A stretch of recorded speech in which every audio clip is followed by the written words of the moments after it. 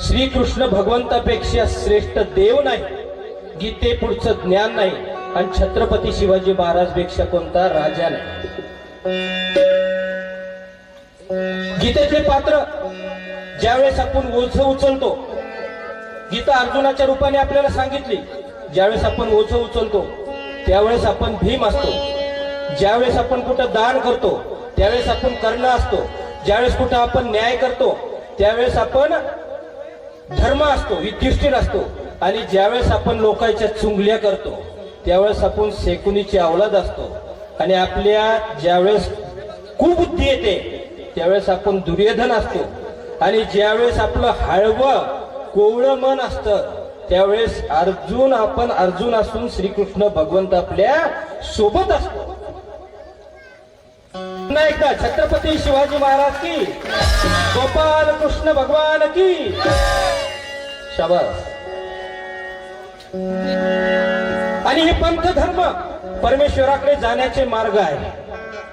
माझ्या मते फक्त दोनच भेद या ठिकाणी आहे, एक आस्तिक आणि एक नास्तिक, एक परमेश्वराला मानणारा वर्ग आणि परमेश्वराला न मानणारा वर्ग. या जगात परमेश्वर असून सगळं काही करणारा तोच आहे असा एक आस्तिक, आणि या जगात परमेश्वर नसून सगळं काही आम्हीच करतो असं मानणारा नास्तिक एक वर्ग. पण भाऊ, आता हे बाबा लोक संन्यास घेतला, यांच्या लक्षात आलं की संसारात सगळ्या गचंडे आहे. तो किती बी 5 रुपये शेकडे लोक लुटले, आमदाराने एखादा मतदारसंघ लुटला, खासदाराने जिल्हा लुटला, तरी त्याला ज्याच्यासाठी एक रुपया कमवला त्या अवलादीचीच भीती वाटते म्हातारपणी की हे कधी गचंडल. बरोबर आहे ना? म्हणून कितीही नास्तिक माणूस असला तरी वयाच्या 4व्या म्हणजे 4थ्या आश्रमात गेल्यानंतर त्याला आस्तिक व्हावंच लागतं. आणि मग ते सुनायनं पोरायनं गचंडलेलं म्हातारं ज्यावेळेस परमेश्वराच्या मार्गाने लागतं, त्या आशयाचं गीत जे श्रीकृष्ण भगवंतानं माझ्याकडून 850 गाण्याचं लिखाण करून घेतलं, त्यापैकी एक गीत या ठिकाणी गातो.